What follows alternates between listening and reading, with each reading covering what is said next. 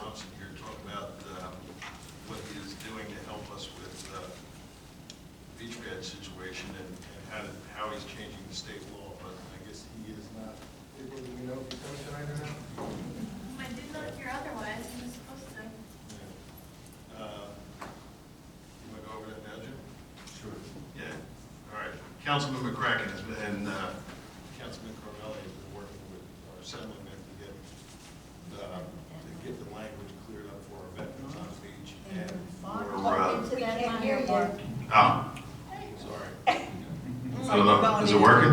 In and There we out, go. in and out. Okay. Yeah, Councilman McCracken and Councilman Carvelli, working with Assemblyman Ned Thompson to get some of the language cleared up in the state law for our beach badges. Even though that we've made the changes already, we're confident that it's going to get through. He's working. It's All right. It's like Not working yet. It's not working. Oh, no. The battery's dead. Shut up. So, I'll let Councilman McCracken give you an update on what's going on. There we go.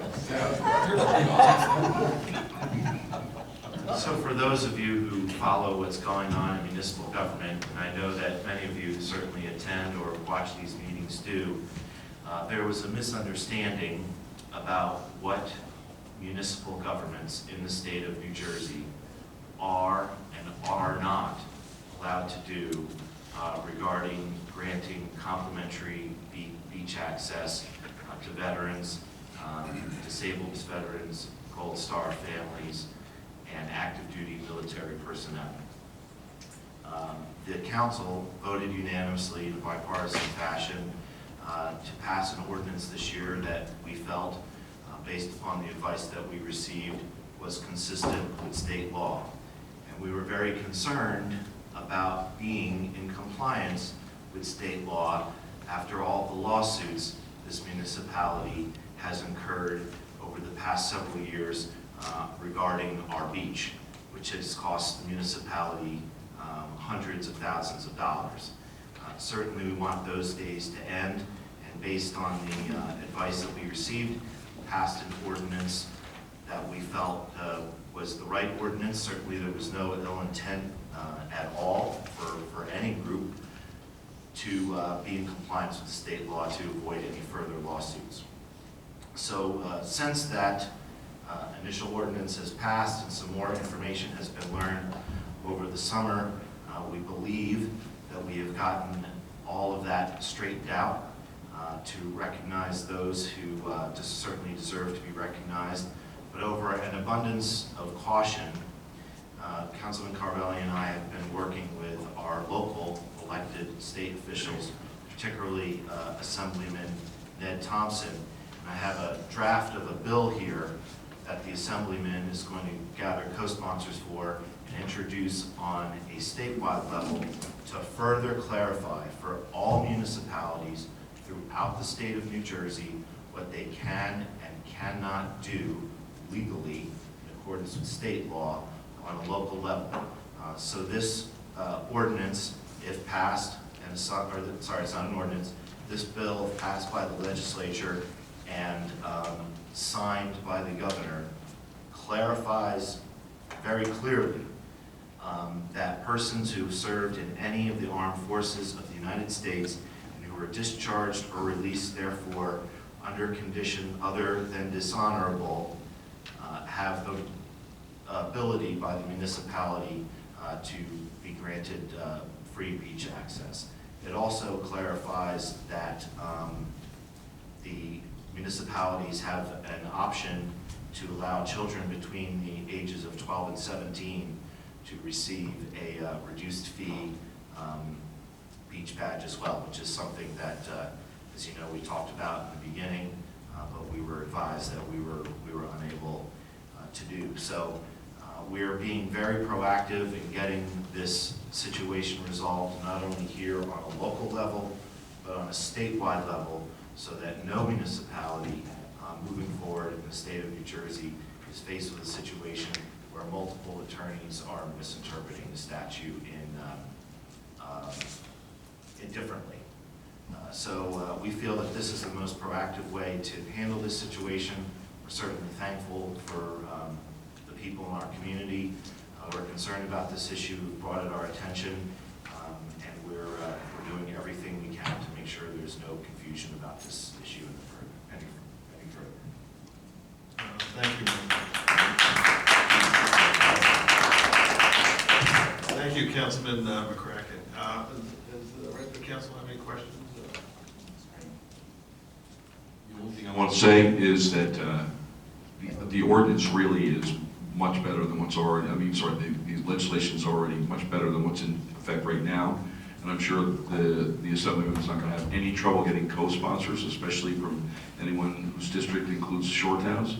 And hopefully they can get it done this summer. That's the only question I have. Thank you. Councilman Wall? No. Okay. Councilman Corbell, you have anything you have to have?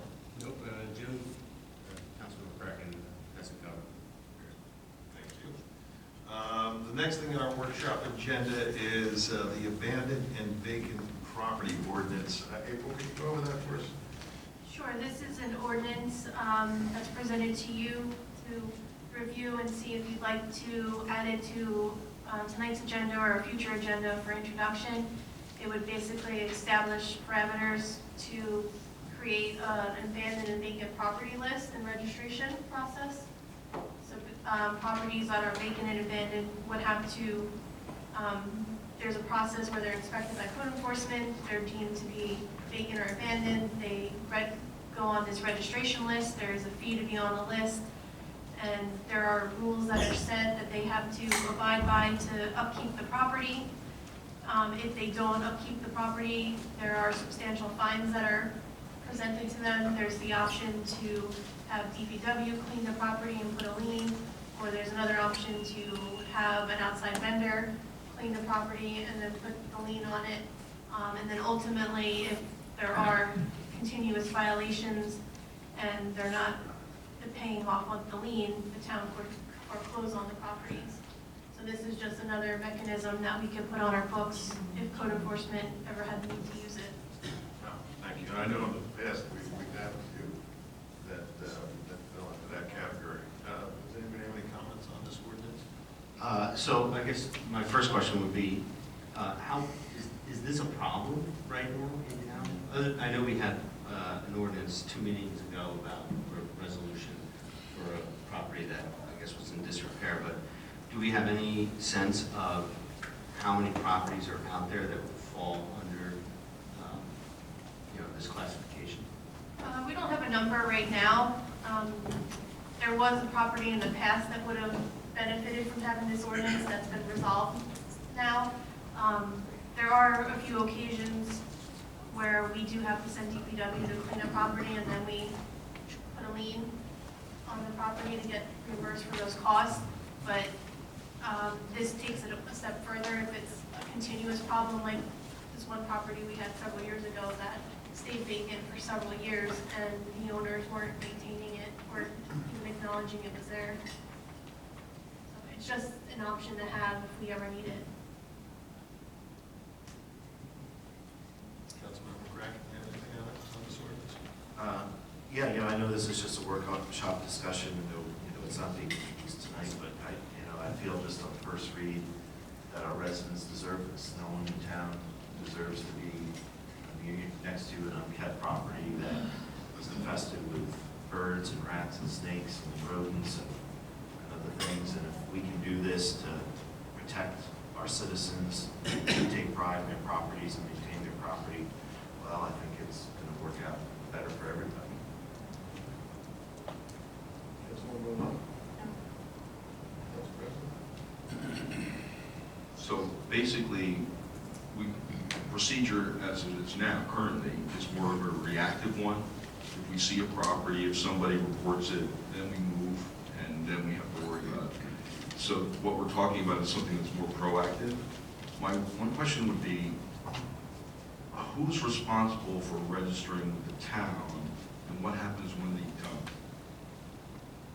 Code enforcement is responsible for doing the inspection to Mhm. deem it vacant or abandoned. And then the person who holds the mortgage is responsible for registering on and keeping up on the list and maintaining the property. Mr. Gasky, could I expand on that a little bit more? Council President, that's what it is. The creditor, normally these are abandoned because they're under foreclosure. Right. So the statute allows, and the ordinance will provide, creditors have an obligation to list that property with the town and that living property. That puts it on our radar, and then it goes from there. Good. That absolutely should be the way it works. I totally agree, but, and how does the creditor or whomever know? Do we notify them, or just because they're, There is a notification process. It is outlined in the ordinance too. There is a notice that, I have a couple sample notices from some towns that do it. There is a inspection form that code enforcement completes. A copy of that is sent to them. And then there's also a notice. There's 10 days. There's different date ranges in the ordinance about how they're notified and when they're notified. presumably they don't know that they need to register? Right, we have to tell And we them tell them they have to register, Okay. and then it's up to them to keep up their registration. They know. I mean, these national banks, we're not the only towns that are doing this. A lot of towns, especially in the shore area. I'm sorry, Steve. So I think that it's something that's well known, and it's like everything else would be a public document, just like any other rule. So they'll know. Yeah, and I think it's basically looking for all the foreclosed properties that, start to get overgrown and become a nuisance. So I think it's just another good tool that we have for code enforcement. So, all right, we're going to put that out for next month. Yes. Thank you. And the other workshop discussion we have is the hazardous waste ordinance. Our business administrator, Mr. Kirschbaum, can you go over that? Yes, Mayor. This allows us to collect monies for any type of emergency, excuse me, when there's a motor vehicle accident, where there's a transformer leaking, where there's a gas spill. It allows us to recoup losses rather than pay for consumables ourselves, whether it be sorbitol or booms. We work out with the fire department that if they respond to a motor vehicle accident and there's a hazardous spill, whether it be gasoline or antifreeze, that any supplies that they use would be charged under ordinance, that we would clean it up. We would protect our storm drains from gasoline leaks. It allows us to charge the person responsible for the leak, as well as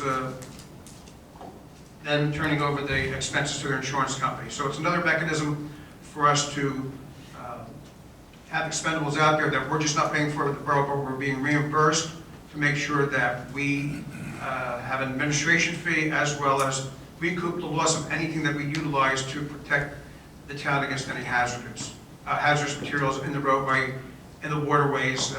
We had an incident last week where an individual pumped 55 gallons of gasoline into the rod holder of a boat instead of the gas tank.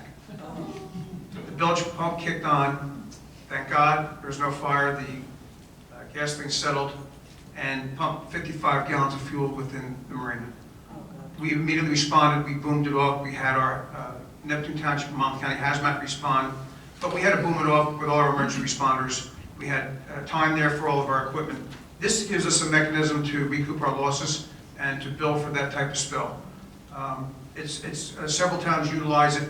The ordinance, when we get questioned by an insurance company, they will tell us that they refuse to pay because that's supposed to be our job with our first responders, but by ordinance, they have no grounds but to pay it. And it's another way that we recoup our losses with our emergency responders.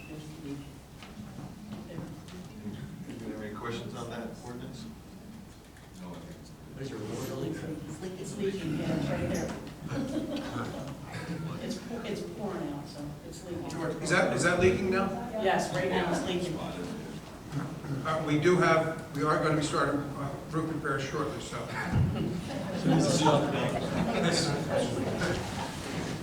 Now, back to that ordinance, in years past, we've never billed any of the insurance companies or trying to recoup the money. So this ordinance is going to be put in place for these things so that with all the first responders down there, all the personnel that we have and the money that it costs us, we are going to either build the insurance company or the people that are responsible and recoup some of that money.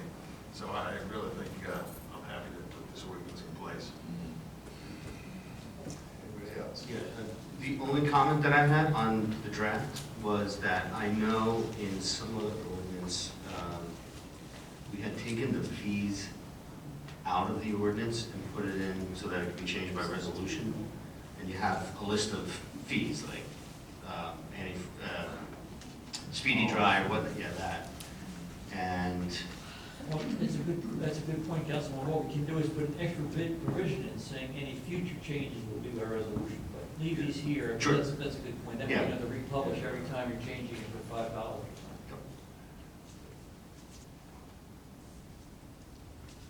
Mr. Dasty, we have to do that before the So first is it on reading? first reading tonight? Yeah. That's not on the agenda. Workshop. Just for workshop. Oh, so we don't have to tonight? No, we'll change it. We'll have it changed before Put it on next first week. reading next week. Okay. Yeah. All right, good. All right, anybody else have anything for workshop before we move on? You guys? All right, we're gonna move on then, petitions. Anybody in the audience have a petition they want to present to council? All right, seeing none, we're moving on to approval of last meeting minutes. I have a motion to approve the minutes of the last meeting. Second. All in favor? Aye. All right, reports of council. Councilman Carvelli? Thank you. Okay, so I only have a couple of things here. The Harbor Commission meeting was last week, and we were having a discussion about our slip stats for 2019. And it sounds like it's good, but year over year, we don't really have any comparison because there's no stats from last year. But we are over 60% of total slips leased. So that sounds like it's at least better than it was last year. So we're heading in the right direction. That sounds like it leaves about 90 slips vacant, but that's a week ago, so that could have changed as well. The BBP meeting I attended, really we're just talking about the upcoming events because everything's pretty much in full swing. So we've got Belmar Cruise Nights, which starts tomorrow, and I think the rain date is the next day, so it'll be Thursday. Friday night concerts are, full swing every Friday between now and the end of August. And line dancing is starting July 1st and runs every Monday for 5 weeks. So that's the BBP events that are upcoming. The only other thing is Councilman McCracken and I took a beach operations tour with our beach director, Gene Corey, and we learned a lot about the logistics of running the beach and what he does on a daily basis, and also had an opportunity to meet and interact with a lot of the beach staff. Their morale is definitely good. The beach was crowded and busy, and definitely a good group of people. Just an impressive operation down there. And that's it. That's all that I have for my report for this week. Thank you. Thank you. Councilman McCracken? So thank you, Councilman Carvelli, for taking half of my report. But yeah, I agree with Councilman Carvelli regarding the beach tour. I was happy to see not only this past weekend, but the weekend before, that all of our stands were up on the beach, all of our lifeguard stands, all the gates were staffed. Director Corey does not have an easy job down there with call-outs, and I know is up early in the morning making sure that all those gates are staffed, and it's not always an easy task. The weekend before, Tom and I did the tour of the beach with Director Corey, and I had an opportunity to get with the lifeguard staff and take a tour of the public safety building, which was concerning. The good thing is, that the structural deficiencies are being repaired. It was described to me by one of the management staff down there. When it rained, it was literally a waterfall cascading down the staircase and flowing out of the building. The sheetrock was falling off, paint was peeling, all that kind of thing. So that has all been fixed and repaired. More work to be done, but that is moving along good. But the upsetting part was that the lifeguard staff shared that they did not have input into the design of that building, and despite the fact that it's becoming structurally sound, operationally, it wasn't designed with necessarily their needs in mind. The staircase is very narrow. It's not wide enough to get their equipment up and down the stairs. They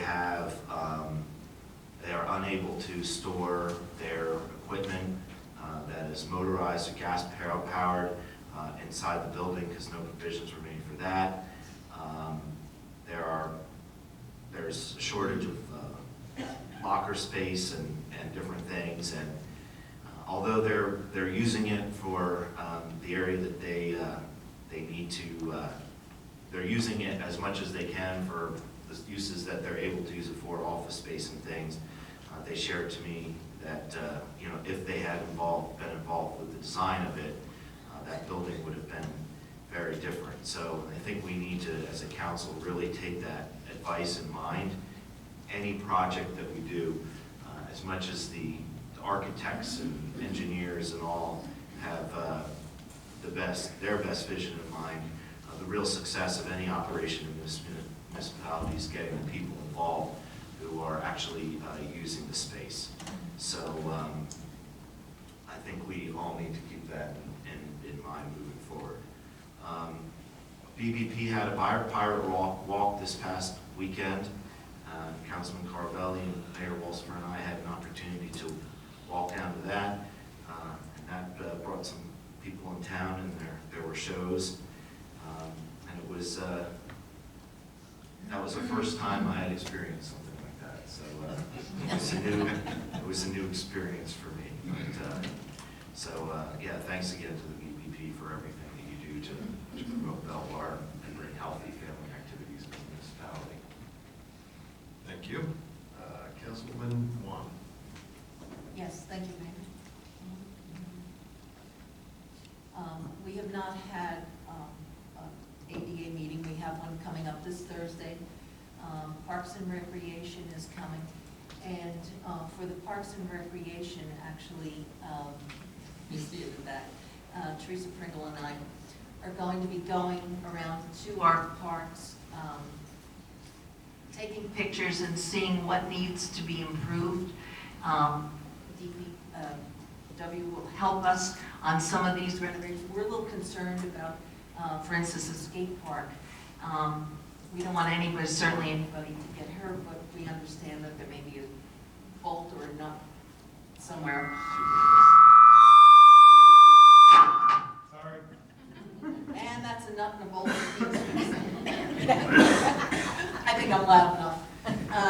So we're going to go around and take pictures and see what needs fixing, and possibly work with some volunteers, some sponsors, and to make sure that things are safe for our families. Also, we're going to start looking into, I'm afraid. I'm going to light up. Thank you. We're going to start going after the benches. There's a waiting list for benches to be placed around town, and that's my next project is to look into those and start getting people on that waiting list to get their benches. Community policing, ready to go. We are up, running. We have a meeting tomorrow night, and we're all set. It's underway. So let's keep our fingers crossed that we have a nice summer. It's not too crazy, but people will know now where there's a problem. We have our police sergeants, we have our zone chiefs, everything's in place. So I hope it's going to be a wonderful summer.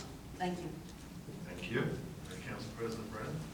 Thank you, Mr. Mayor. I have a couple of things. I attended the Environmental Commission meeting last Thursday. This is a copy of the old environmental resource inventory that was done about 10 years ago.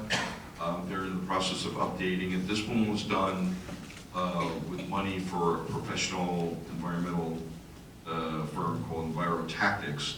This time they're going to do it themselves. Basically, I want to thank Notre Mayor. He's a member of the Environmental Commission who's done most of the work on this.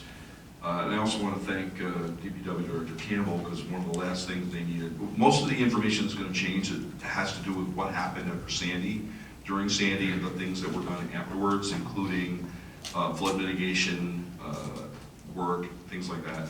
So I have the information now about the pipe that goes from Silver Lake out to the inlet, which has made a huge difference as far as that goes, as far as relieving flooding concerns. I'm looking forward to seeing them do it. I don't think it's not going to look that much different, but I'm telling you, the information in this is fascinating. The history of the borough, all the things about, a lot of things about land and water, which I think are very helpful. All right, and then I have some things about famous Belmartians. Very famous. All right, I'm happy to report that Marina Mabry has her picture on the sign down by the marina at long last. Now, Marina, for those of you who don't know, Marina is one of the member of the Mabry family. They're the basketball champions of Belmar. She was drafted. She graduated from Notre Dame, right? Notre Dame. Yeah. Graduated Notre Dame National Championship. National championship team, absolutely. And she was just selected by the Los Angeles Sparks of the WNBA. Very exciting for her. Lovely picture. But there's more. All right. Former student Neil Sterling. Congratulations, Neil. Neil actually graduated from Belmar Elementary School with my oldest son. And I remember Neil over at our house when we were in grammar school. He was just signed by the Kansas City Chiefs. He's a football player. He was playing for the Jets. He's a wide receiver, tight end. Tight end, right. And congratulations, Neil. I know his dad is thrilled because he's a Chiefs fan. And last but definitely not least, another former student, young Miss Jade Glab. Yeah, baby. Miss New Jersey. I'm telling you, you know what? When she won the talent competition, I was like, she's gonna win. I just knew it. Totally. Good for her. And according to her mom, they still don't know where Miss America is actually going to be held. It's in January, but they are thinking of taking it from AC, from Atlantic City to Las Vegas. Jade's mom wants it in Jersey so her family can all go, but I said, you're going to have more fun in Vegas. All right, thanks. And that's it. I'm very happy. All three, I want to thank John and Administrator Kirschenbaum for making sure these pictures got on the sign. They look great. And this is exactly how I think we should be, making sure that people know what kind of talent we have coming right out of Belmar. Thanks, that's it for me. Thank you. Yes, and I want to offer my congratulations to all three also. Have Miss New Jersey from Belmar is really exciting, especially somebody that's going to Miss America. So, and she worked hard to get there, so I really congratulate her. Our business administrator, Ed Kirschenbaum, you want to just explain what we're going to do a little bit more for all of our talent in Belmar? I've had a discussion with the Mabrys and Sterlings, and I haven't talked to Glabs yet. Excuse me. But we're working on getting jerseys and pictures to hang either in Borough Hall or in the rec area of Neil and of Marina and of Jade. Just recognizing them in Borough Hall as outstanding residents that rose to state and national attention. So I've been in touch with the families. We're still going to work on the Glabs. We have to talk to them. They will be given a proclamation at a later date, but we'd also like to make sure that we have their pictures that we're going to place in Borough Hall to recognize their outstanding accomplishments. So I think it's important that the town of Belmar recognize that we have people out there, state and nationally recognized. So that's what we're working on there. Thank you. The only other thing in my report is, well, I attended the Belmar Elementary School graduation last night. Of course, Council President Tom Brennan is the musical director, did a great job with the kids. I mean, they sounded fabulous, and it was basically his last day today, so I want to congratulate him on his retirement. And I have some numbers on the Seafood Festival. We finally got everything together. Total revenue this year was $139,722. Last year, we brought in, it was about $78,800. So we brought in a lot more, and then going through all the expenses, including everything, was $62,000. So we're able to realize the amount of $64,326. So not only helping the businesses by bringing it up to Main Street, it actually worked out real well for us. That's great.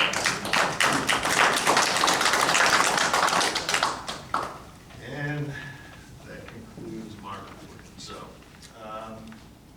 we'll move on to public session on our consent agenda. If anybody wants to come up and talk about what's on the consent agenda. All right, seeing none. You gonna make a motion to close that?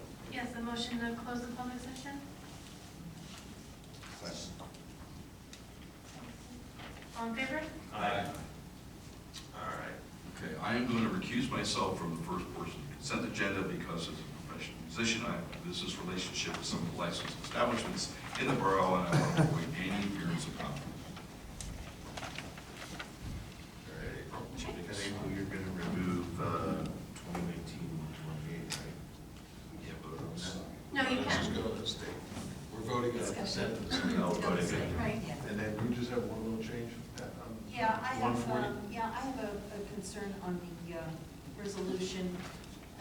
This is for Chefs International for the Anchor Tavern, and it has the conditions of the license, and it's a continued use of the shush patrol by the licensee from Memorial Day to Labor Day should and be continued. And I don't think it should be should, it will be continued.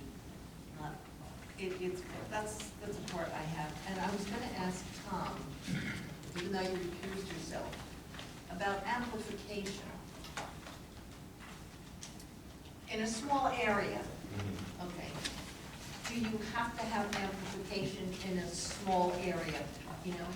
If it's crowded with people, if they're You having a really- conversation, you're speaking like outside on the patio? Yeah, it's outside on the patio. Yeah, absolutely, you would need it. You don't need to turn it up loud, really loud. It shouldn't be bothersome to people across the street, Yeah. but for the people there, they wouldn't be able to hear you if you didn't do it. Is that such a bad thing? I mean, if it's like Not able to background hear you. music.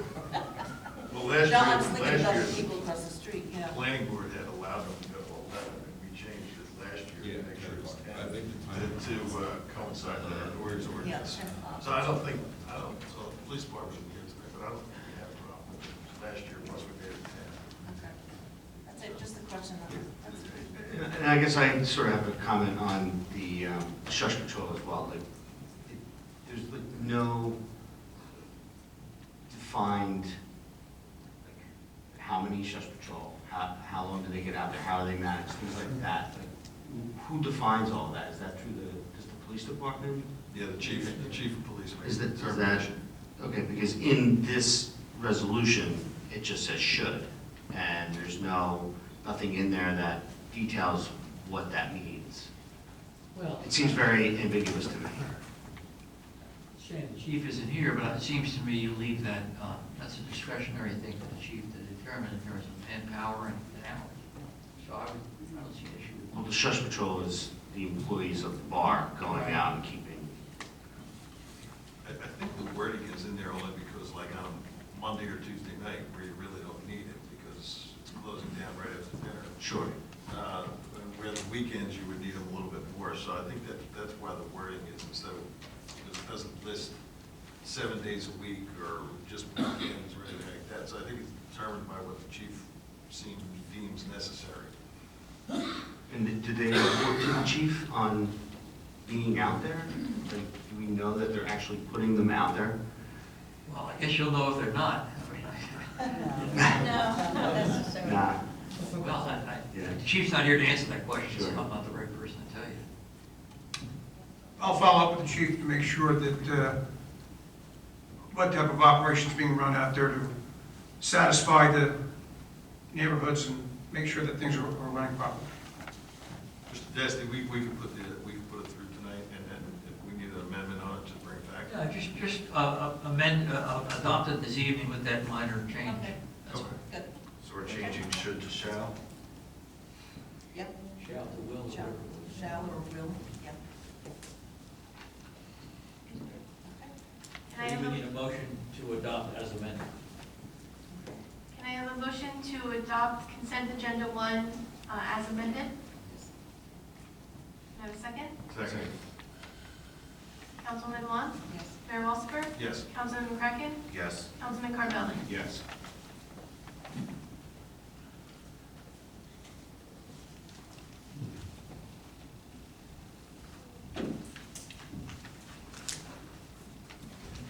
Next, can I have a motion to approve consent agenda number 2? Can I'll make the motion. I have a second? Councilman Luan?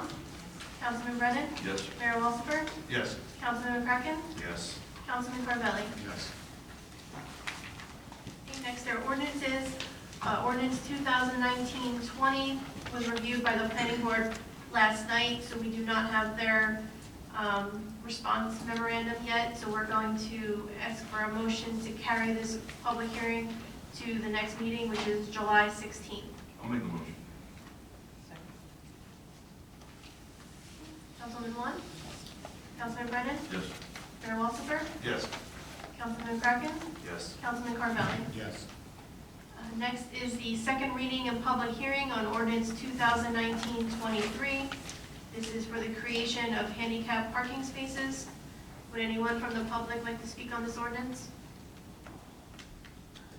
Do I have a motion to close the public hearing? Do I have a second? Second. All in favor? Aye. And then a motion to adopt ordinance 2019-23. I'll make that motion. Councilman Luan? Yes. Councilman Brennan? Yes. Mayor Walsifer? Yes. Councilman McCracken? Yes. Councilman Carvelli? Yes. Next is first reading and introduction of ordinance 2019-24. This is to amend the beach badge fees. Well, they're all first readings. You want to do all three of them at once? You Sure. can do it one time. Okay. They're all And then we have ordinance 2019-25, establishing fees for affordable housing. And then ordinance 2019-26, amending the flood damage prevention ordinance. We have a motion to offer all three for first reading and introduction. Make a motion. Second. Okay, Councilman Luan? Yes. Councilman Brennan? Yes. Mayor Walsifer? Yes. Councilman McCracken? Yes. Councilman Carvelli? Yes. Next is public session. Anybody from the public? Yes. Wow. Gerald Buckafusco, 409 Fifth Avenue. I noted that there was no opportunity to comment on the last three ordinances and call for public. It's for first reading and introduction. The public hearing Well, will be at public's the next next meeting. meeting. Well, I'd like to make some comments about the 1924 ordinance that has to do with the beach fees. Is that okay? Sure, you make comments, yeah, I think Okay. we want right The now. first thing I'd like is, section 2 refers to paragraph 3, 4, 5, or 6. But actually, in the ordinance, it's paragraphs 1, 2, 3, and 4. Okay, that paragraph, section 2, was taken from the state statute, which referred to different paragraph numbers. So I think the ordinance, to be internally correct, should be modified. You see, Ron? We'll check the numbers and. Okay, We'll definitely check has the to be numbers before it changed. gets published and take care of it. Okay. Second thing.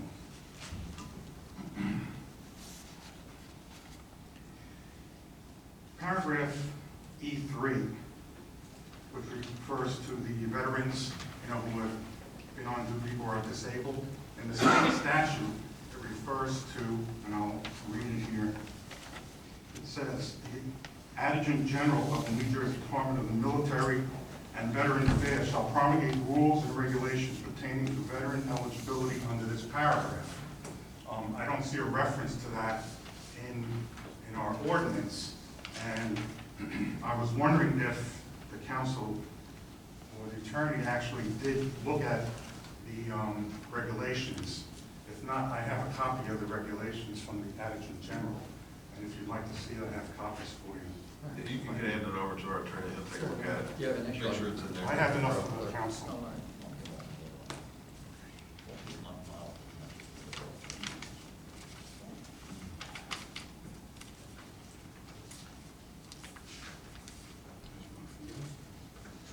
Would you like, you can take one and pass it around.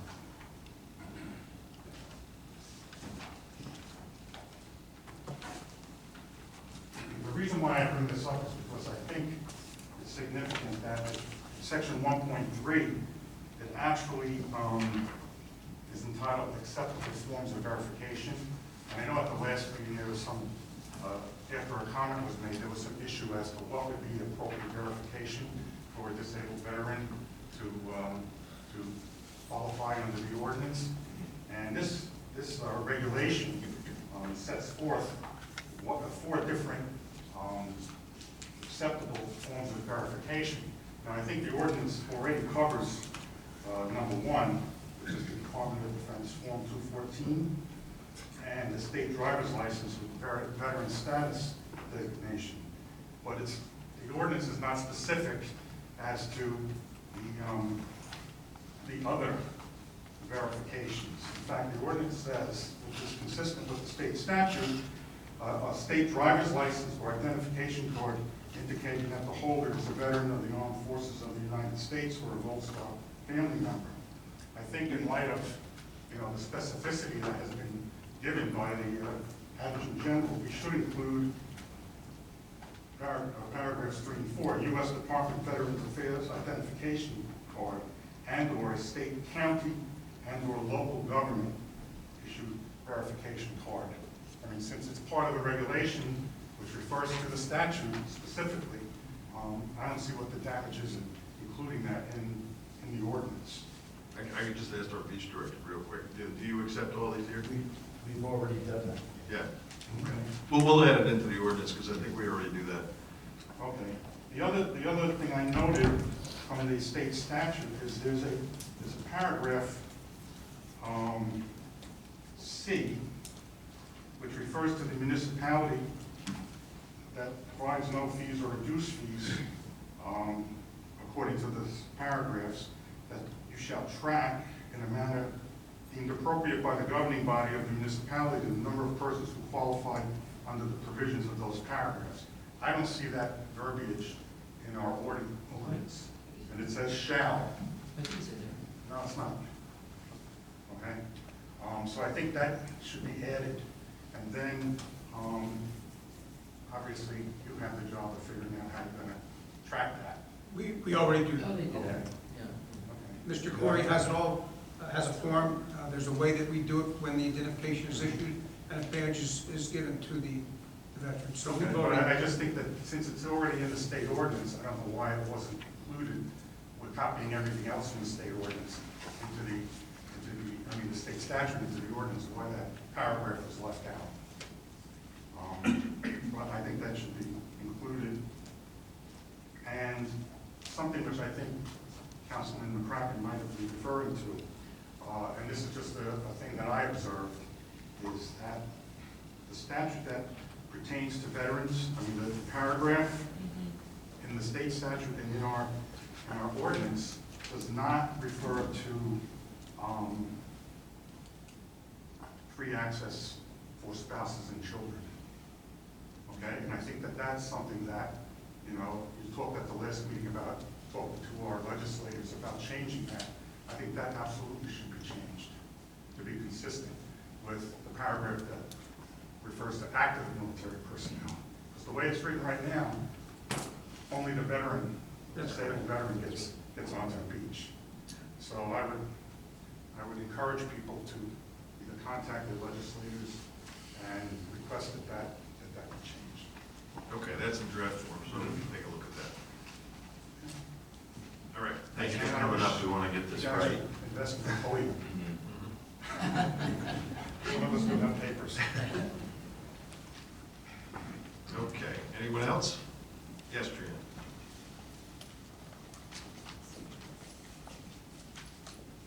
Good evening, Katrina Claps, B Street. Somewhere on the website, please forgive me the website stories, but there was we were taking bids on some engineering. I don't know what the engineering was for, and then that was removed. We're no longer accepting bids. Can you tell us a little bit about what that entailed, what that was about? Yeah, I sure. can tell you, but I'll let our business administrator handle that because he can go into great Okay. detail over that. Great. It goes back to the project that was started a few years ago, the Lake Como storm drain project. Okay. As you know, that we reported earlier this year that a year or two ago, I think in 17, even after the project was awarded and the bid and the grant was received, Right. the administration in 17 was told that we're not going to get reimbursed for the engineering costs because the prior administration did not advertise for the engineers correctly. So there's still work to be done to finish the project, and we still need an engineer to finish the project. So we had discussions and we had meetings with the DEP back on May 1st, actually, where they indicated to us that you can go out for an engineer to what we call close out the project. But you have to do it this way, X, Y, and Z. And you have to do it correctly, which was not done correctly when the project was awarded. So that's what we were doing. So the day that it got advertised, we were called by the DEP and said, oh, you know what? We want to change the way you want to do it. Then what we were doing was already approved by them before it was published in the paper by the borough clerk. We went over with them. They made some recommendation changes. We changed it, published, everybody's ready to go. Literally the day it was published in the paper, and we sent out proposals for 20 engineering firms. We were contacted by the DEP and says, you know what, we thought about this, we think we got to do it a different way. So that's the reason, and if you do it the way we told you to do it, we're not going to pay you. And if I could add to that, Mr. Dasty, it was a couple of situations. The Attorney General's office was contacted, and they gave us direction. They gave our attorney direction. After that was completed, the Attorney General's office, DEP saw what the Attorney General's office gave us, and then said, no, we don't agree with this. So it was back and forth with DEP and the Attorney General's office. They stopped it. We pulled back the reins, and we had to start all over again, which we're still in the process of trying to get through that. So that's the reason it was pulled, to Right, answer your okay. question. Okay, so, but we still haven't got the approvals from DEP or Attorney General? We have a conference call tomorrow in regards to a lot of issues with the DEP and with the outfall pipe. So we are working on that. Okay. We're heading to Washington next week in another aspect of the problem. So it's a daily occurrence.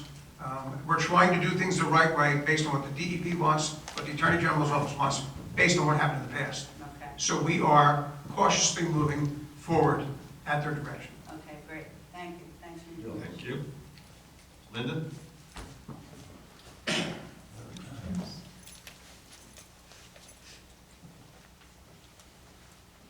Good evening. Linda Sharkus, 4th Avenue.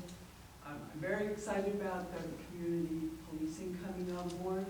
I'm pleased to say on the 400 block of 10th Avenue, Animal House had no noise to speak of. So before you even got started, somebody got the word. But one of the things, since I wasn't listening to house noise, there was a lot of noise coming from bands in town. And I was wondering if you could tell us what the noise acceptable time for closure or for stopping the noise, and what do you deem unacceptable when it comes to the bars having bands? And because I know for parties it needs to end at 10. What's our standard here in town for? Well, it would be the same as our noise ordinance. So if it's heard over the property line before 10 o'clock, the police department needs a complaint. So if somebody calls up and says, listen, the music's way too loud, whether it's at a bar, house party, or anything, the police have to go down there and have to make a determination. And you have the right to sign a complaint if they determine that it's not rising to the level of a complaint by the police department. So, but other issues that we have is we can only control our town. So we have outdoor bars that are in other towns, and when the wind's blowing right, we can't control them. So that's some of the problem that we have. But most times, the noise ordinance is the same for the bars or for residents. So it's not midnight, because it seemed to stop at midnight, but that's why I was wondering if there's two different standards. In all of our liquor license establishments, any of the outdoor music has to stop at 10 o'clock. Thank you. You're welcome. Anyone else? Yes.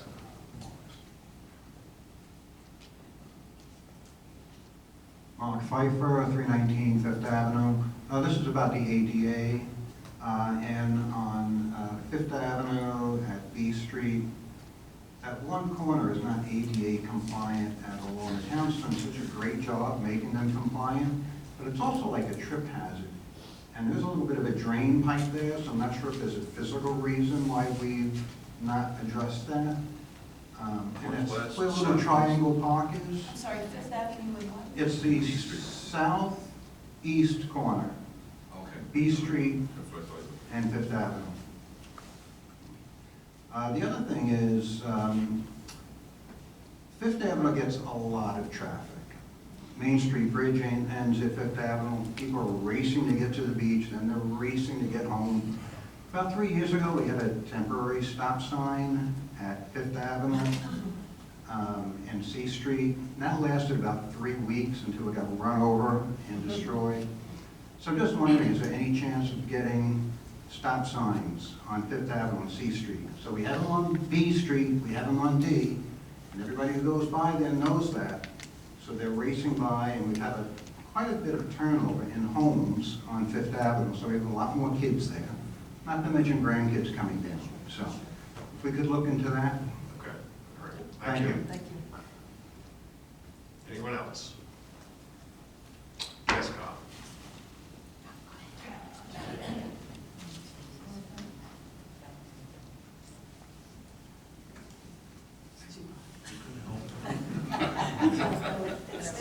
I'm ready to die over here. Thank you, Marshall. Now you're really being funny. Good thing he's my friend. How is it tell 14th Avenue? Last time I was in, I spoke to all of you about a one-way street on my street, and I want to say thank you for not ignoring my request. And Eddie was there, and Mike was there. They stopped at my house to let me know that it's not being forgotten, and they're working on it. They're in the process of looking into it, and it's, like I said, it's a no-brainer. Besides the one-ways, I was just wondering, are certain streets that are, like our neighborhoods and all, are commercial vehicles allowed in our neighborhoods, parked overnight? Because there's commercial vehicles on our street that are taking up multiple parking spots, and of course, our street is tight to begin with. So that was the other question I had, like, is there a restriction about, or is there no restriction about No, commercial we have an vehicles? ordinance. We have an ordinance. Anything over 6,000 pounds cannot be parked in the street overnight. Yes, we do have an ordinance. All right. On 14th and K, when you're going from 13th Avenue to 14th Avenue, you're going south on K Street. In front of you are arrows that are pointing to the right. If you look to the right, if you're not looking at the arrows and you look to the right, you'll see a stop sign. 99% of the people don't look to the right to see the stop sign, they just see the arrows and they just blow around that corner. Is there any way we can get a stop sign put right where those arrows are that says stop? It used to be a through street. However, especially now that it's a two-way, it's really dangerous. People come flying around that corner. Are they yellow signs with the black Yeah, arrows? the yellow arrows. They're not one-way signs. No, they're not one-way signs. They're just saying, because if you don't turn, you're going to drive into the townhouse wall. Right. Yeah. Like the, right. So you have the choice of either drive into the wall or turn, and they just fly. They don't even do the California roll anymore. They just fly through there. And on our street, we've got, I counted the other day, and we've got 14 kids under the age of 18 in that one little block. And a lot of times they're playing in and out of the street and so forth, which, that's what their parents let them do. Mike Campbell had stopped at the house at one time. I had mentioned to him that at the bottom of our driveway, it's in the blacktop. It's the road part, not the apron of our driveway. Of mine and my next door neighbor's, it's a double driveway. And it's now sinking even more. And the vehicles, every one of us are hitting every time we're either pulling in or backing in. So I was wondering if that could be looked into a little more, if something can be done, because in the past few months, or maybe a little bit longer, the vent or whatever it is that's under the front of my husband's SUV came off of it because he was trying to pull in the driveway and he hit because of it sinking. And we're trying to come in at every angle so that we don't hit. If Kyle, if you're, and the gentleman that got up on the mic before, if you could wait for after the meeting, I can give you my card, sit down and address your concerns. I'd like to do that for you. Okay? Okay. The neighbor that lives next door to me asked me, she didn't know she's working this evening, so she just asked me to ask. She has a newborn. She just had her first baby boy, and she was wondering what does she need to do to request, I don't know why, but what does she need to do to request swings or a small swing set or baby swings or something at Cleary Park? That's mine. That's me. We'll look into it. Okay. I'll look into it. Okay. That was her request. And last but least is, of course, this Saturday is. I got it written down. There you go. You're on video. You're on video. I know. I said this Saturday is, oh yeah, my so-called birthday party. That's not happening. Can we block off in front of where my house is, or can we be on the lot? I know there's a few police officers that are going to be there. We'll ask the chief. Okay. Yeah. All right. Okay. 2:45 is when it's going to start, not 3 o'clock. Okay. Okay. 2:45. We'll be there early. Okay. Get there early. Thank All you. right.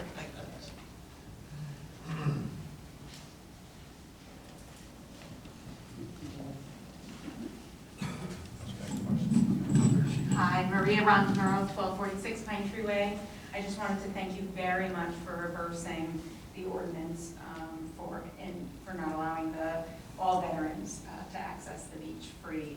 It means a lot to me, it means a lot to my neighbor who spoke. And I'd like to, now that you're in the process of helping draft a bill on, for a new state statute, I'd really love it if we could advocate, like that other gentleman said, for the families, the dependents of the military, and also for our first responders, as they work so hard. And the stats for them in their stress as well is about just as high as the military. So I would absolutely love that. It would be a great legacy that Belmar can lead the way in. And any help that you need that I can help you with, I would be more than happy to advocate for that. Maria, thank you for bringing that up, because I neglected to mention that. So in our request, we asked for first responders to be a part of the bill, and the Office of Legislative Services would not agree to put that in there because they said that it violated, I think it's the public trust document, by allowing individual municipalities to grant certain favors to their residents. So that's an area that we're still talking to them. Is that something that can be changed if it's statewide? Yeah, that's it. We're looking into it. It's definitely something that needs to be considered, but our original language was to allow municipalities to allow their volunteers have, of their fire rescue or EMS, be allowed to have free or reduced fee beach access, and OLS wouldn't allow that to be put in the bill. Wouldn't have to be statewide. All right, yeah, I'm charged to do anything that would help statewide change as well. That would be great. So if you could still stick with it, because it's important for a lot of people, and a lot of people who aren't speaking up, it's very important too as well. These are not your folks who are here, giving you a hard time.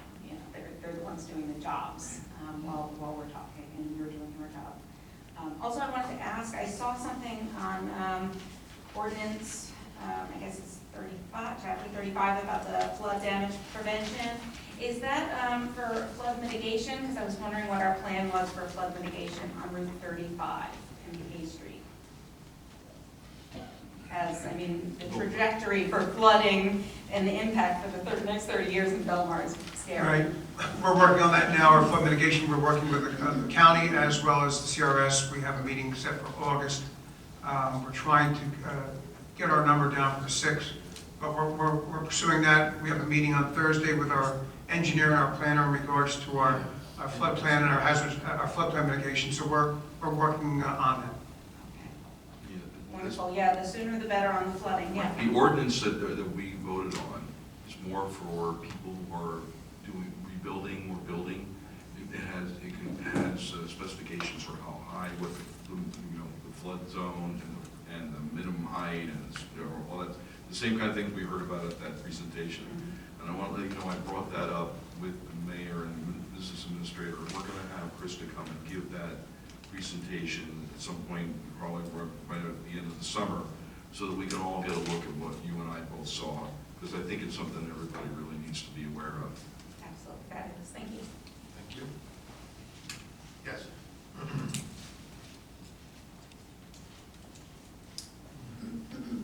Angela Pfeiffer, 319 Fifth Avenue. Wondering if there's any updates on the budget. I know it's a subject that's near and dear to all of our hearts. Last couple of meetings, we kind of bit the bullet. We understand what went on. We don't need to rehash all of that. But there were several suggestions made and there were several comments made. Councilman McCracken, I know you said that you were looking at some things. And my understanding was that we needed to pass the budget by a certain deadline, but that didn't mean that we had to spend that money, and that some things were going to be looked at. I'm just wondering if we've made any progress in lowering some of the expenses that were projected. Yeah, we're looking at it every day, every single day, because we're trying to figure out where we could save, things that we could change. We're even looking at the movies on the beach because all of a sudden we realize the screen is broken. So it's $17,000 for a new screen, and how do we stop the movies on the beach? But by the time you figure out the cost, the overtime of everybody setting up the movies on the beach, it almost comes up to, what was it, $19,000? I can tell you what it is exactly. Between the fee for the movies, DPW and police, it cost us $16,131.81 for 8 movies in the summertime. The screen is in ill repair. We don't know if it's going to last. That's $17,749. Plus the audio shot, that's another $2,000. So in order to save taxpayers money, movies on the beach, although we want to do that, it was posted online. It was posted in the paper prior to my allowing it to go out. I talked to the staff. One of the individuals said, well, we've always done this that way. One of the problems is always doing that. And when I looked at the budget, there was nothing in the budget for $16,000 worth of 8 movies on the beach. That we would have to find that money somewhere. So I spoke to the mayor and council. It's tough to sell $16,000 without the movie screen costing another $17,000. So in order to do it properly, it's over $30,000. We want to spend $30,000 for 8 movies on the beach. We know it's things that have been done in the past, but we're trying to cut as many things that we can to be able to budget things properly. And that's what we're going through on a daily basis. So we were looking into it, but. And I appreciate that, and I'm sure we do too, but you mentioned overtime, and I'm wondering, okay. Whenever we talked about salaries, Mayor, and one of the things that you said is we're contractually obligated, and we have the police department, and and I get that, but we're not contractually obligated for overtime. Well, that's one of the big things we're looking at. Yeah, everything that costs us overtime, we are really seriously taking a look at. And it's the same thing with what just happened down the marina with the 55 gallons going in the river. We are going after somebody to get all that money back. There was a lot of personnel there. There was a lot of personnel in overtime. That is the kind of things that we're trying to do to get and recoup that money. We are going to recoup that money from either the insurance company or from the boat owner. But we didn't create that problem. And Right, So- and the residents didn't create the problems from the last 7 years. Right, So correct. we kind of went through 7 years, and those of us that have been at the meetings a lot knew that there was no way we couldn't have any increases for 7 years, okay? So when the new administration came in and you talked about an increase, I think we all kind of took it pretty well. But 21%, you know, even if it had gone up 2% a year for 7 years, would have been about 14%. I took a look at Manasquan's budget. Manasquan's budget, similar sized town, beach town, they have bars. Their budget's $11 million. Our budget is over 16. They don't have 36 million in debt that we have to deal with. 36 million. I get it, but we don't have $5 million going to debt service. No. So what I'm wondering is, you know, our budget went up 8.5%. If it had just gone down 5%, that would have saved us $2 million. It went up 1.3 instead of going down 700,000. That's $2 million. You know, $1 million here, $1 million there. Before you know it, begins to add up. So, you know, we're willing, as a resident, I'm willing to take a hit. But I think the pain needs to be shared a little bit. You know, I think there's got to be... We're finding out things every day, and I don't know, can we talk about now what just came down and hit It's us? public document, yeah, sure. Yeah, I mean, it's, I mean, we The just hits got hit keep with a bill coming. for $125,000 from... The hits keep coming for the taxpayers in Belmar. The borough clerk and I received, if I could, Yeah, go ahead. an order from the appellate division. You might recall, a few years ago, there was litigation involving the pay-to-play ordinance, for lack of better characterization. Okay. There was a taxpayer suit as a result of that ordinance. There was a petition against the ordinance. I don't know all the history, but it resulted in litigation from property owners against the town because of that pay-to-play ordinance. The case went to court in Freehold. Freehold had held in favor of the taxpayers. The judge found that there was a violation of the civil rights of those taxpayers, and therefore ordered the town to pay their attorney a little more than $125,000. That was appealed by prior counsel for the borough to the appellate division. And the borough clerk and I received a letter on Friday from that law firm saying they lost at the appellate division. So the borough taxpayers owe another $135,000 attorney's fees to that successful plaintiff. It's not reimbursable by insurance company. That's real money. That's your money. So that's another hit. You talk about changing the budget and looking at the budget every day. It seems like every week, I don't want to speak for the mayor and council or the administrator, every week we're getting hit in the head with something. And this is the newest one. Right, but Counselor, you're making my point. If there's expenditures that we don't even know about, we need to get a handle on the expenditures that we do know about. We got into this mess because of out of control spending. We can't get out of it by raising taxes and more out of control spending, or we need to get a handle on it. I agree that we need to set some money aside for stuff that's going to come out of the woodwork, but for that very reason, we need to cut some of the expenses that we do know that we have. I think everybody's got to share in the pain. You know. But we had a retirement that was about $100,000 that we did not replace. But then when we get things like this that we're trying to look at everything, and then we get hit with something like this that we didn't know was coming, I mean, that's what's eating it all up. But we're trying everything. We're looking at the police department, DPW, everywhere. Really, our business administrator is like every 3 days want to know who's on overtime, where it is, and trying to cut that back. We also have to realize that on a sunny weekend, we get 100,000 people in this town. Beach cleanup and everything that we have to do to control 100,000 people. Right, and every shore town kind of faces that. And one of the I would love to come out to the public and say, guess what? We're going to lay off 3 cops to save money, but then we can't put 1 special on. So we put almost 70 specials on for the summer.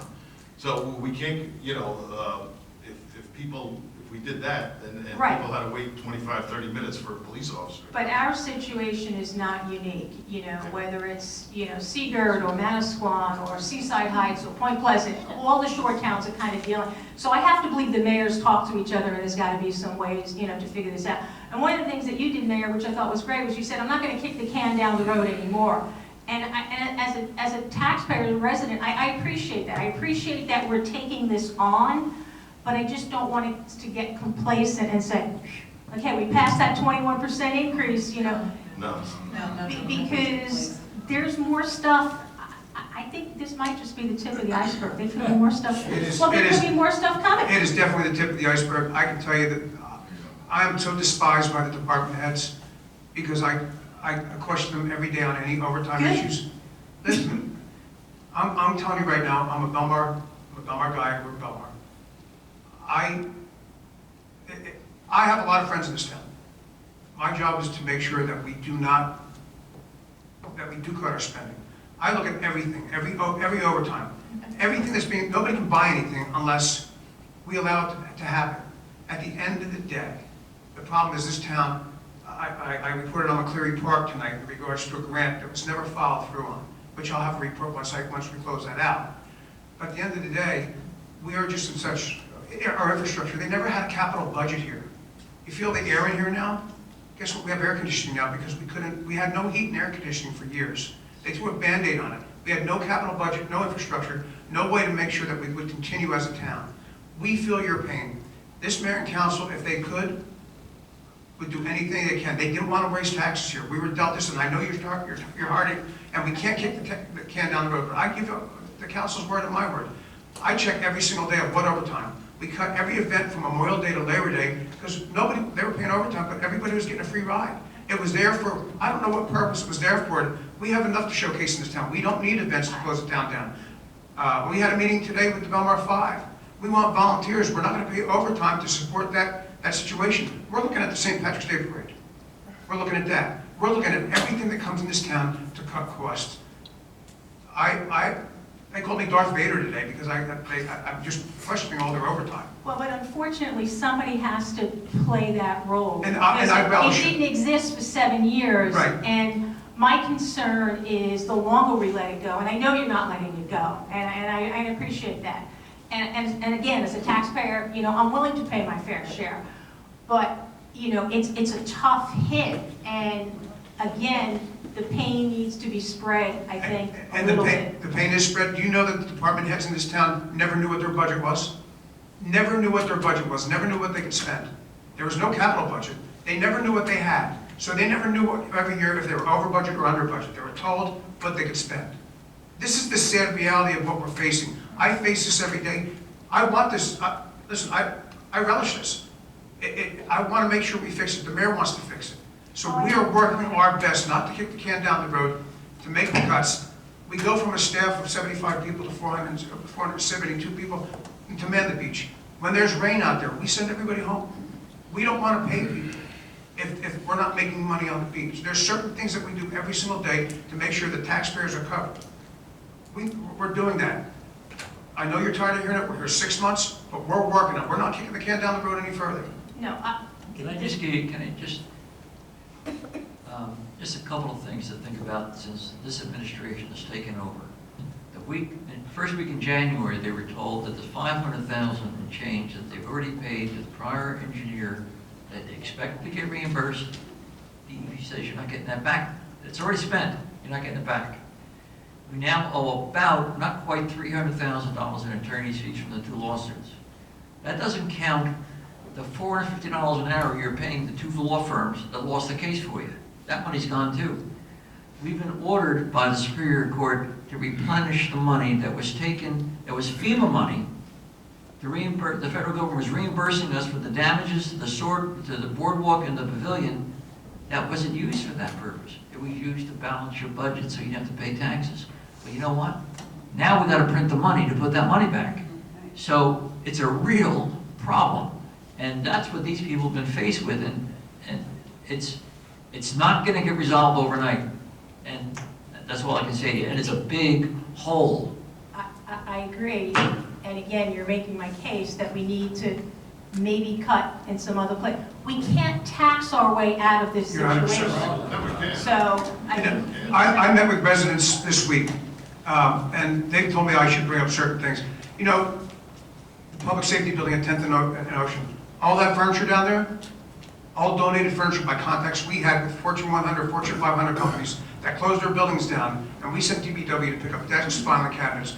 Majority of this furniture now in this borough is stuff from Fortune 500, Fortune 100 companies that closed down because of the contacts that we have. We get a call, we send DPW, it costs us just manpower and the gasoline in the truck, and we pick up the furniture, and we're recycling furniture. We're not paying for any furniture, or very few pieces of furniture in this borough. We're looking at every way that we can to save the taxpayers money and be functional as a borough. So we're working. You know, I agree with you. The people in New Jersey are overtaxed. It's crazy. And, you know, you just heard the direction that the business administrator got from the council, but we're taking very conservative steps to have the library operate independently, not replace staff when they leave. Ask every department head to streamline their operations, cut where they can cut, be responsible for their budget, submit budgets that are responsible, that meet the needs of the resident, that don't jeopardize public safety or public services, but don't operate like governments have a tendency to have the reputation of operating for. Ask for everything you want, throw it on the wall, and then get what you can. We're directing people, submit a responsible plan that meets the needs of our residents.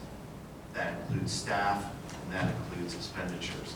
You know, Mark, the mayor mentioned we didn't replace, you know, someone who's a very senior person in the Department of Public Works. We're exploring shared services with other communities to save money on other services that we provide to the town.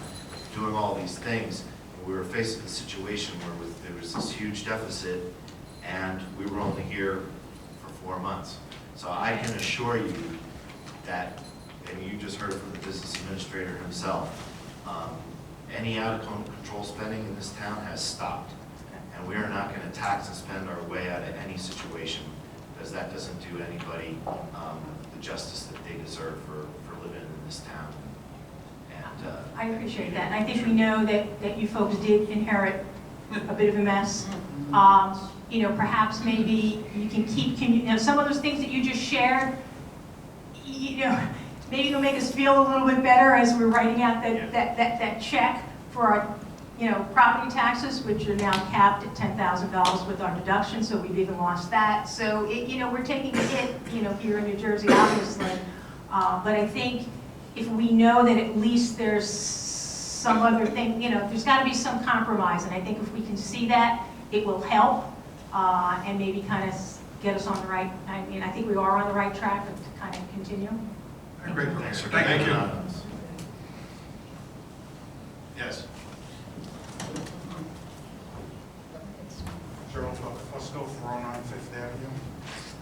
I have one question. What I'm hearing here is how bad everything was in January when you guys took over, right? It was a mess, right? Mr. Dasty just talked about all the money that, you know, was supposed to be paid, that wasn't paid, and that we were responsible for. Why did the budget go up? How could you responsibly increase spending with all of those problems? How? How? How could you increase our budget, increase spending? You're spending more this year in the budget than you did last year. Well, we really didn't, because No, I the don't think that we number, really didn't. the number that they started with to keep taxes lower, they I wanna took talk them about- out. But you have to hear what he has to say, because it shows you the smoke and mirror game that everybody played. If you listen to the mayor, because we had the auditor Did here. salaries go up, did non-managerial salaries go up in the budget? Did you put in money for that? They're all contractual. They were all signed. Every salary increase? Every So single no one manager is was, going to get, no non-union person is going to get a salary increase. they were all signed before we got Now, here. answer my question. In 2019, will any non-union person that works for this town get a salary increase?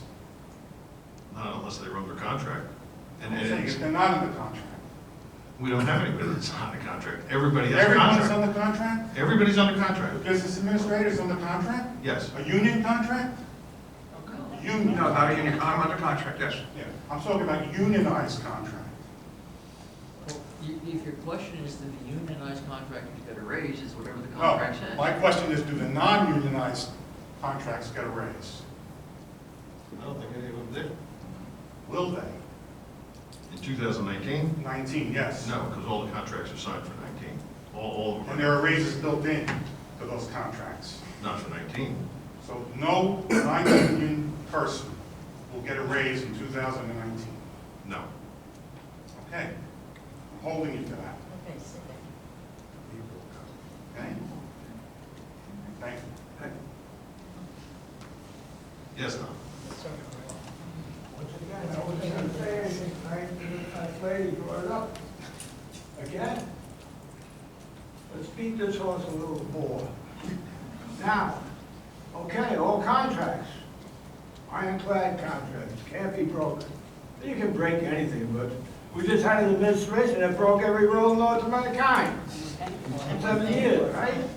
So, And they had a things lot can of be lawsuits broken. doing it. But anyway, they're contracts. Now, what you can do is have layoffs. Start with 10% across the board. Things are tough. The town, a layoff is a layoff, and that kills the contract. Contract's over for a layoff. A town-wide 10%. Things are tough. Here's what it just came into my mind. Turn off that dumb sign on Route 35. They're not giving us the electricity for nothing. There it is, right there. There's a savings. Whatever it is, $35 a month, we'll take it. Do what you have to do. You must cut, like the lady said, a sign of good faith to the taxpayer. That's what we need. We don't believe we're getting it. 10%, start with that, see what it does. Then you, if it's not enough, you go another first. We're getting rid of, you mentioned, if you get rid of a police officer, you what do you gotta get rid of 7 guys down there? 70. 7? 7D. For one police officer, you gotta get rid of 70 guys that work We're on the not summer. allowed to put on any summer help. No summer help. We're unique. We have a unique town because we have to use so much summer help. Other towns can do that. They can get away with laying off a police officer. Here, we lay off one, we lose 70 people. So, In the beach. No, the throughout the whole town. Oh, town.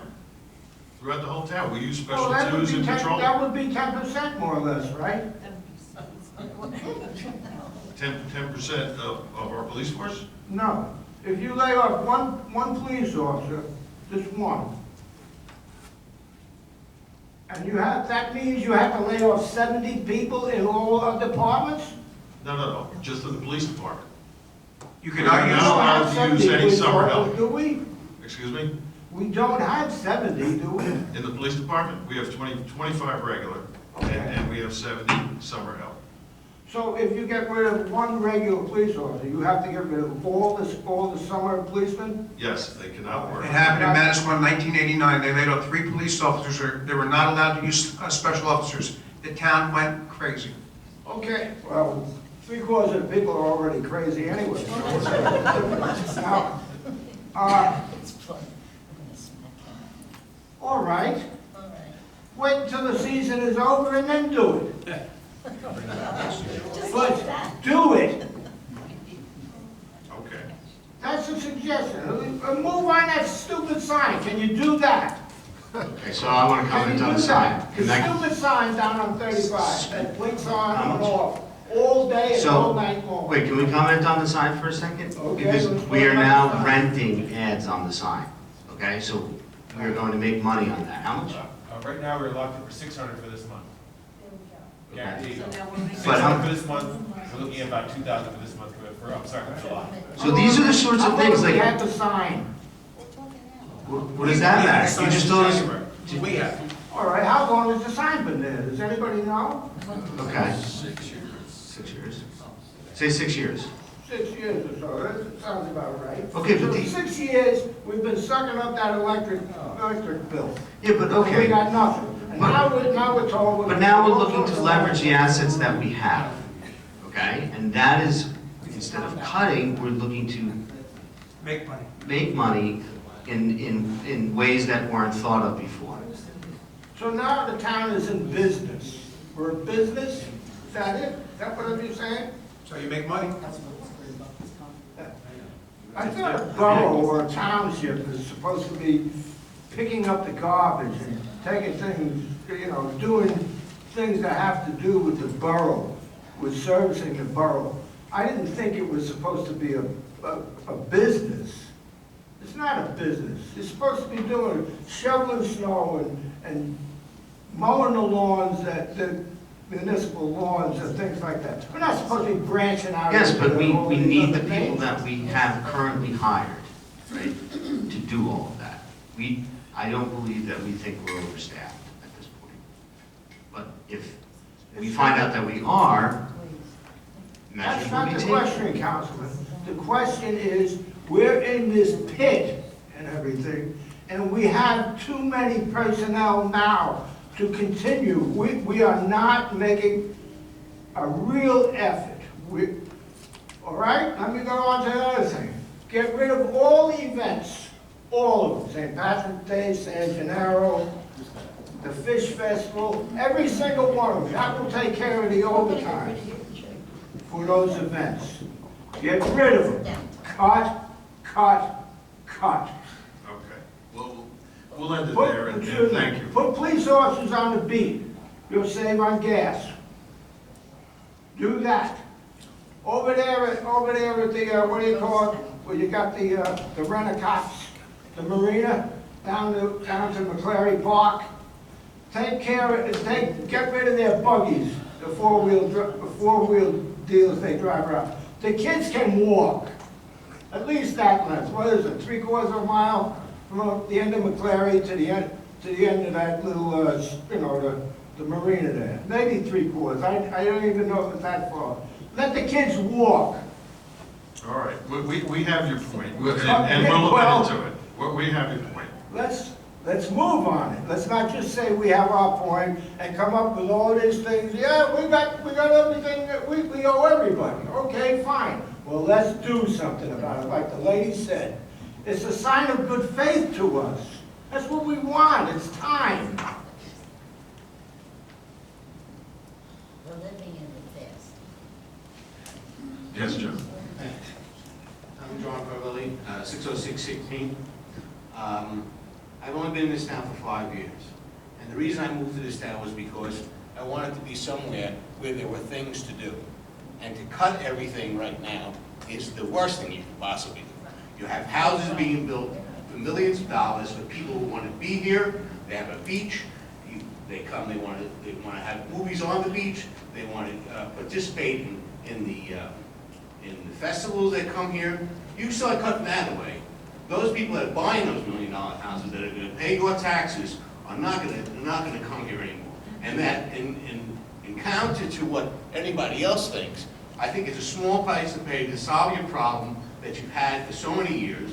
Get over it and stop talking about this cutting nonsense, because the first time that you cut and all of a sudden your streets are dirty and you don't have the police response on, the same people that are coming up here complaining are going to be the same people are going to complain about that. So I think that it's paramount that you stick to your guns on this and go through it.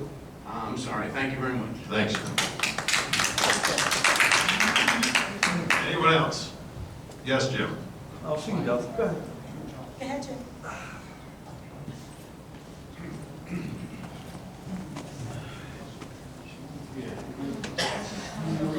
Jim Dean, 612 16th Avenue. I believe Robin was making 90,000.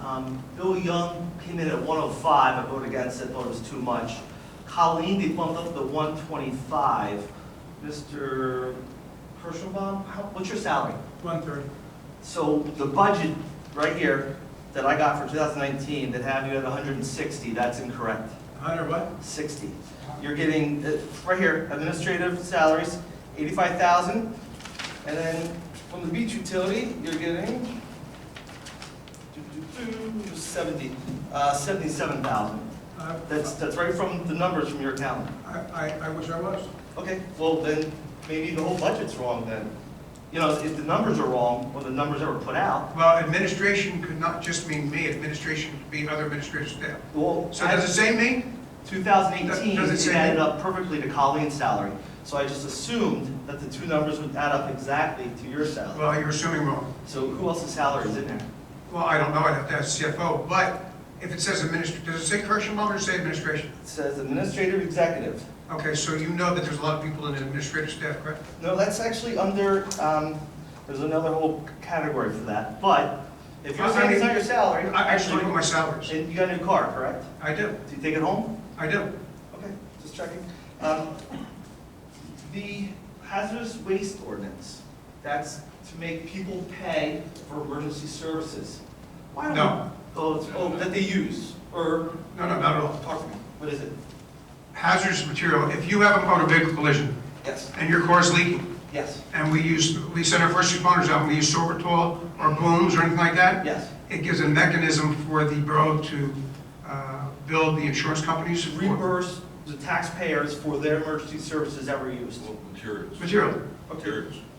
Okay, why can't we do this for the bars, for all the emergency responses to DJs, to Boathouse, that, you know, they're going down there 5 times on a Friday, why can't they reimburse the taxpayers for that extra police cost? Everybody should reimburse our first aid and fire. No, not everybody. Liquor license establishments in this town, for the amount of calls that the first aid and the police that go down, just a thought, that's all, I don't need an answer. Okay. And also, to get the beach ordinance passed through the Senate, I don't think Assemblyman Thompson has much pull. If you want to get this done, you go to DJs. They've had how many, they gave so much money, 100,000 to all the state senators and assemblymen. If you want to get this done, call up DJs, tell them to talk to their people. I'm sure it'll get passed right away. Thank you. Anyone else? All right, seeing none, we have to go to an executive session for a couple personnel matters. Yep, can I have a motion to close the public session? Motion.